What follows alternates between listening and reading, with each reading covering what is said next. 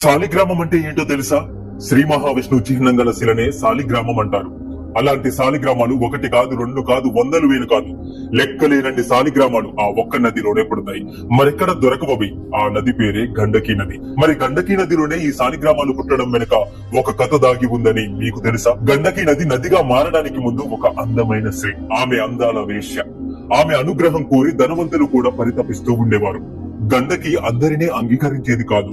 ప్రతిరోజు ముందొచ్చిన బేరం మాత్రమే ఒప్పుకునేది. ఆ రోజుకి అతనే ఆమె భర్త. రెండో మనిషికి రెండో బేరానికి ఒప్పుకునేది కాదు. ధనమాశ చూపినా దరి చేరనిచ్చేది కాదు.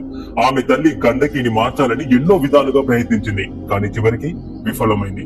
సాక్షాత్తు శ్రీమన్నారాయణుడికే, ఆ శ్రీ మహావిష్ణువుకే గండకిని పరీక్షించాలని కోరిక పుట్టిందట. ఒకరోజు పరివారంతో పొద్దున్నే వచ్చిన ధనవంతుడు గండకితో బేరం చేసుకుని కానుకలిచ్చాడు. అలవాటుగా గండకి అతనికి స్నానం చేయించాలని దుస్తువులు తీస్తే అతని ఒంటి నిండా దుర్వాసన వచ్చింది. అతని ఒళ్లంతా పుండ్లు పుట్టాయి, ఈగలు ముసిరాయి, కుష్టి వ్యాధి ఉందని కూడా గ్రహించింది.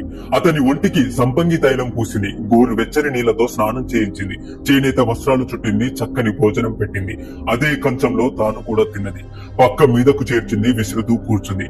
జ్వరంతో అతడు రాత్రికి రాత్రి ప్రాణాలు వదిలాడు. అప్పటి ఆచారం ప్రకారం సహాగమనానికి పూనుకుంది. తల్లి బంధువులు తల్లడిల్లినా ఆగలేదు గండకి. తాలి కట్టిన భార్యలా తల్లడిల్లిపోయింది. తనువును చాలించాలనుకుంది. ఉన్న ధనమంతా పేదవాళ్లకు పంచిపెట్టింది. దాన ధర్మాలు చేసి దహన కార్యక్రమానికి శవం వెంట మేళ తాళాలతో వెళ్ళింది. శ్మశానంలో చితి పేర్చింది. ఆ శవానికి తానే నిప్పంటించింది. తాను కూడా చివరికి చితిలోకి దూకింది. చిత్రమేంటో తెలుసా? ఎగిసిన మంటలు మల్లెపూలయ్యాయి, కాలిన కట్టెలు మల్లెపూలయ్యాయి. లక్ష్మి సమేతంగా శ్రీ మహావిష్ణువు ప్రత్యక్షమయ్యాడు. గండకి చూస్తూనే ముగ్ధురాలయ్యింది. చేతులు జోడించి శ్రీమన్నారాయణుడికి నమస్కరించింది. శ్రీ మహావిష్ణువుని కన్నీళ్లతో కీర్తించింది. కీర్తిస్తూ నారాయణుడి కాళ్ళు కడిగింది. గండకి పవిత్రతకు నారాయణుడు, ఆ శ్రీ మహావిష్ణువు పరవశించిపోయాడు. ఆమె నియమ నిబంధనలకు నిర్ఘాంతపోయాడు. ఆమె నిశ్చలతకు చలించిపోయాడు. ఆమె నిష్ఠకు ఇష్టపడ్డాడు ఆ శ్రీమన్నారాయణుడు. ఏం వరం కావాలో కోరుకోమన్నాడు గండకిని. గండకి డబ్బు, ధనము ఇవేవీ కోరుకోలేదు. చివరికి మోక్షం కూడా కోరలేదు. మాతృత్వాన్ని వరంగా కోరింది గండకి. శ్రీ మహావిష్ణువుని తన కడుపున కొడుకుగా పుట్టాలని కోరింది గండకి.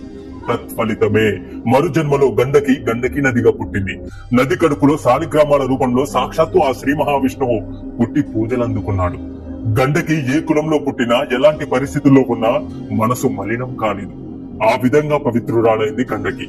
శ్రీ మహావిష్ణువుని తన గర్భంలో దాచుకుని తల్లయింది. కృతయుగాన జరిగిన ఈ సంఘటన ఈ కలియుగానికి గండకి కథ నిలిచిపోయింది.